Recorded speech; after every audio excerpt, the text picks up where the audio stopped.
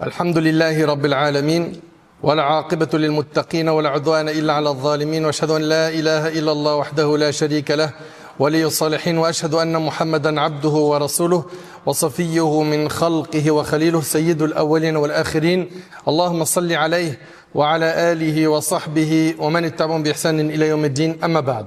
Chers frères et sœurs, le thème de notre khutbah, bi'idhnillahi tabarak wa ta'ala, est « Nous avons entendu et obéi ». Nous avons entendu et obéi.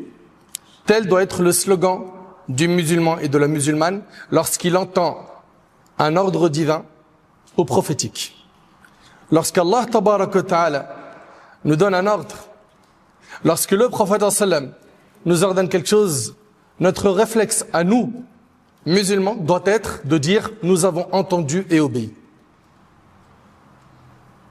Si je demande aujourd'hui aux musulmans et aux musulmanes, est-ce que tu aimes Allah?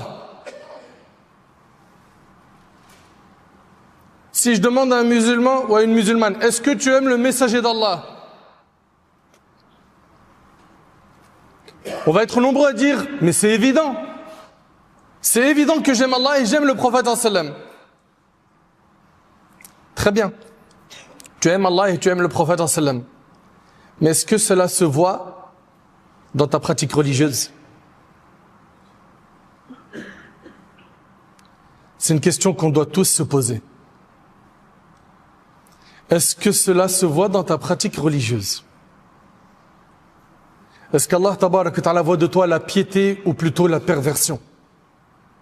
Toi qui prétends aimer Allah et le messager d'Allah alayhi salatu wassalam.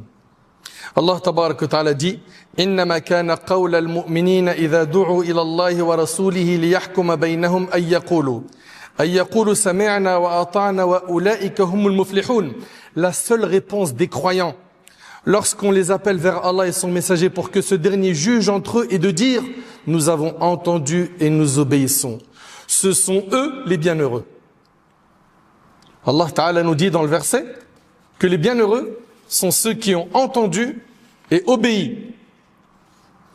Telle est la parole des croyants qui ont réussi. Sami'na wa ata'na. Nous avons entendu et obéi. Allah Ta'ala leur ordonne, ils se conforment à l'ordre. Allah leur interdit, ils s'abstiennent immédiatement. Ils s'arrêtent aux limites fixées par Allah, sans hésitation, sans lenteur, sans d'abord exposer l'ordre divin ou prophétique à sa raison. Si ma raison rejette l'ordre, je ne le mets pas en pratique. Et si la raison accepte, j'accepte. Le musulman n'agit pas ainsi. Le musulman met en pratique le dîn d'Allah même s'il ne comprend pas la sagesse qui découle de l'ordre. Et c'est ça même la définition de la soumission à Allah. Les croyants sincères ne laissent aucune place à leur passion pour décider à leur place quand un ordre divin est révélé. Allah Ta'ala dit وَمَا كَانَ لِمُؤْمِنٍ وَلَا مُؤْمِنَةٍ إِذَا قَضَى اللَّهُ وَرَسُولُهُ أَمْرًا أَن يَكُونَ لَهُمُ الْخِيرَةُ مِنْ أَمْرِهِمْ. Il n'appartient pas à un croyant ou à une croyante, après qu'Allah et son messager ont décidé d'une chose, d'avoir encore le choix dans leur façon d'agir. Est-ce qu'on peut méditer sur ce verset? Allah subhanahu wa ta'ala, notre créateur, le maître, il nous dit qu'il n'appartient pas à un croyant ou à une croyante, lorsqu'Allah et son messager ont décidé d'une chose, d'avoir encore le choix dans leur façon d'agir. As-tu oublié que c'est Allah qui t'a créé? Qu'il est celui qui connaît mieux que quiconque ce qui sera avantageux pour toi et ce qui sera nuisible et qui sera désavantageux et qui te fera du tort? As-tu oublié que tout ce qu'Allah nous ordonne ou nous interdit, c'est pour notre intérêt?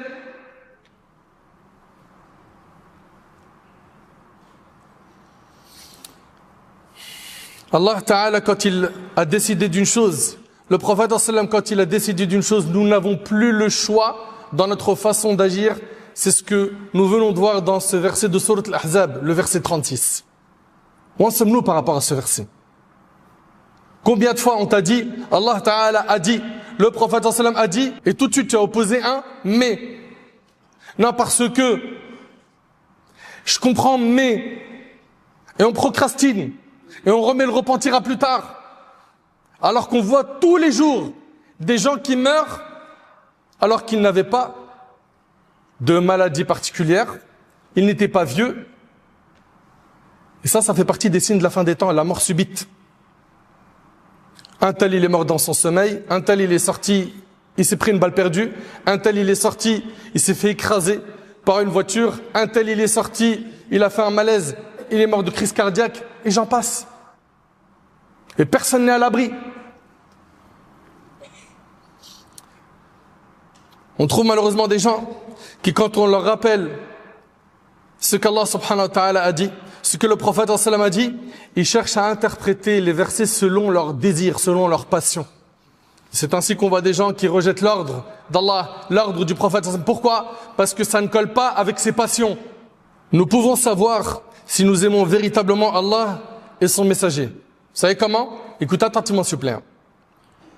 Pour ceux qui aimeraient savoir s'ils aiment véritablement Allah et son prophète sallam, le véritable critère, c'est notre degré de réceptivité et d'obéissance aux ordres d'Allah et de son prophète sallam. C'est ça qui va te permettre de savoir si réellement tu aimes Allah et son prophète. Est-ce que tu es réceptif dès que tu entends le rappel? Est-ce que tu cherches tout de suite à faire ce qui t'a été ordonné, à délaisser ce qui t'a été interdit, ou non? Parce que c'est bien facile de le dire, mais parfois ce ne sont que des prétentions.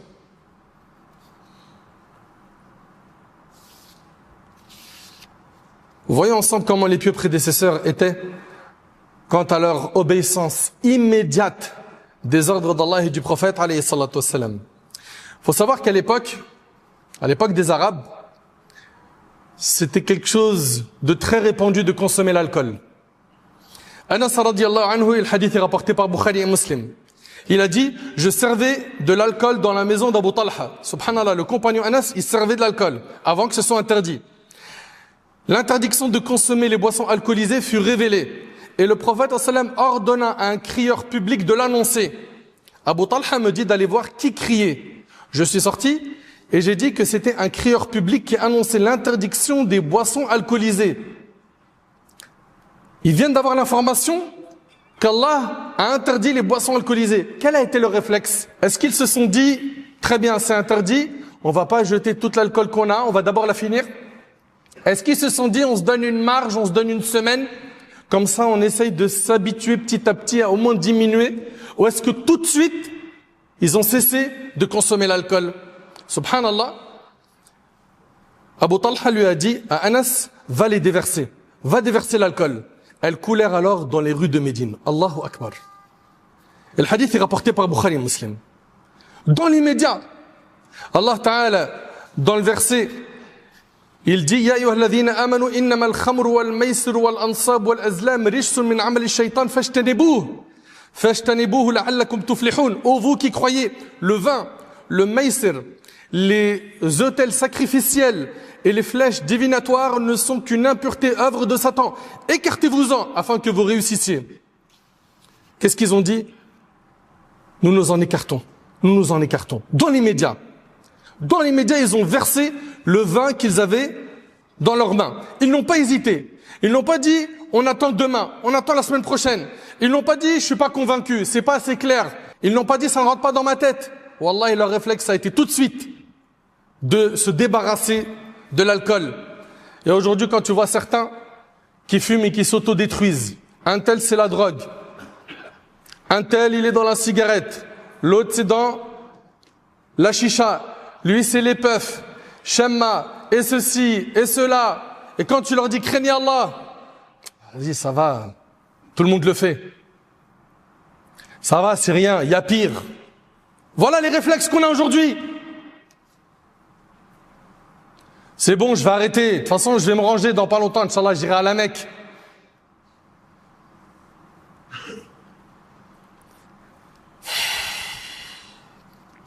Les pieux prédécesseurs n'étaient pas comme ça. Et mes chers sœurs, regardez le réflexe des femmes des compagnons lorsque le voile a été rendu obligatoire par Allah tabarak wa ta'ala. D'après Urwa ibn Zubayr radiyallahu anhu, Aïcha radiyallahu anha a dit qu'Allah fasse miséricorde aux premières femmes muhajirat. C'est celles qui ont émigré dans le sentier d'Allah de la Mecque vers Médine. Lorsqu'Allah a révélé le verset et qu'elles couvrent leur jouyoub avec leur khumur, elles ont déchiré leurs robes et les ont utilisées comme khimar. Le khimar, c'est un voile qui cache les cheveux. Et le hadith est rapporté par le Bukhari. Allahu Akbar. Elles se sont levées immédiatement. Elles ont pris un de leurs vêtements qu'elles ont coupé pour se couvrir les cheveux. Elles ne se sont pas dit, demain on achètera de quoi nous couvrir les cheveux. C'est dans l'immédiat. Tout de suite. Pourquoi? Parce qu'elles avaient pleinement compris le sens de Sami'na wa ata'na. Nous avons entendu et obéi. Et aujourd'hui, inna lillahi wa inna ilayhi raji'un. Quand tu commences à parler de halal haram, de respecter le code de pudeur dicté par notre religion, tu entends, ouais, je sais, mais j'arrive pas, je veux pas, je peux pas, et plein de prétextes. Alors que les femmes des compagnons, dès qu'elles ont entendu l'ordre, c'est dans l'immédiat. Dans l'immédiat, subhanallah, qu'est-ce qu'elles ont fait?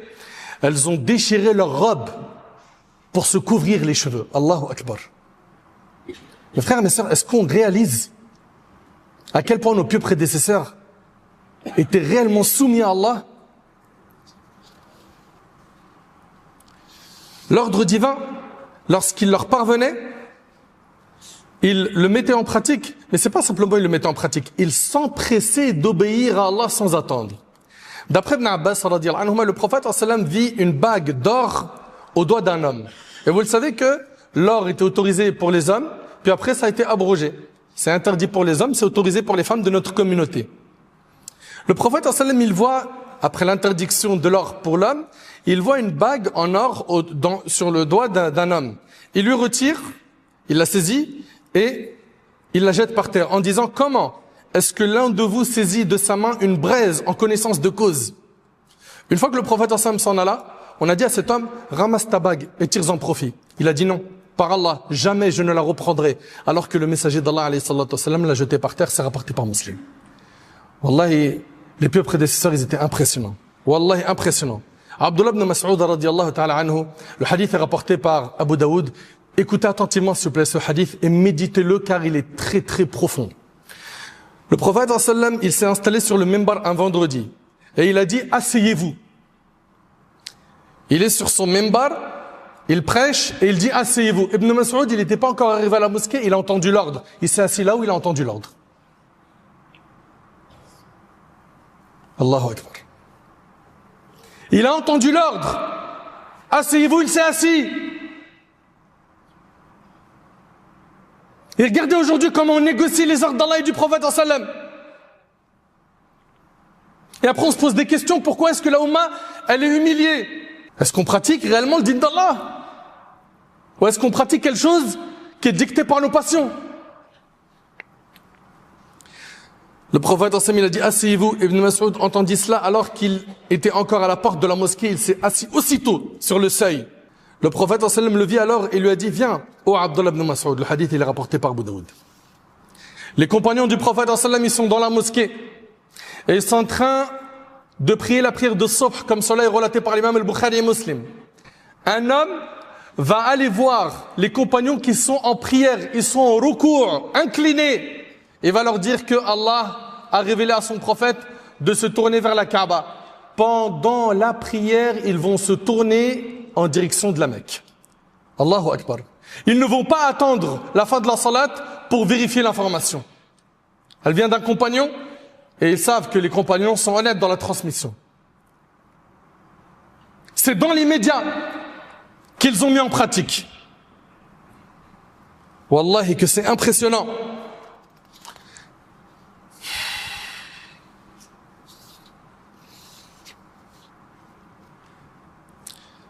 Abu Sa'id al-Khudri radiyallahu anhu, il dit, et le hadith est rapporté par l'imam al-Hakim, Ahmad et Abu Daoud, tandis que le prophète sallam était en prière, il est en prière alayhi salatu wassalam, il a enlevé ses chaussures. Et les gens derrière lui enlevèrent leurs chaussures à leur tour. Il faut savoir qu'à l'époque, la mosquée ne contenait pas de tapis. Donc ils priaient avec leurs chaussures. Tandis que le prophète sallam était en prière, il enleva ses chaussures. Les gens derrière lui ont enlevé leurs chaussures à leur tour. Lorsqu'il a fini sa prière, le prophète sallam leur a dit: pourquoi avez-vous enlevé vos chaussures? Ils dirent au messager d'Allah, nous t'avons vu enlever tes chaussures, nous en avons fait de même. Tu as fait, on fait. Et c'est comme ça qu'on devrait être. Et là, le prophète sallallahu alayhi wa sallam a dit, l'ange Gabriel est venu m'informer que mes chaussures étaient entachées d'impureté.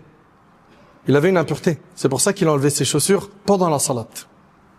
Subhanallah, il a dit, quand l'un de vous se rend à la mosquée, qu'il scrute le dessous de ses chaussures, s'il voit une impureté, qu'il essuie ses chaussures sur le sol, puis prie avec, rapporté par Ahmed al-Hakim.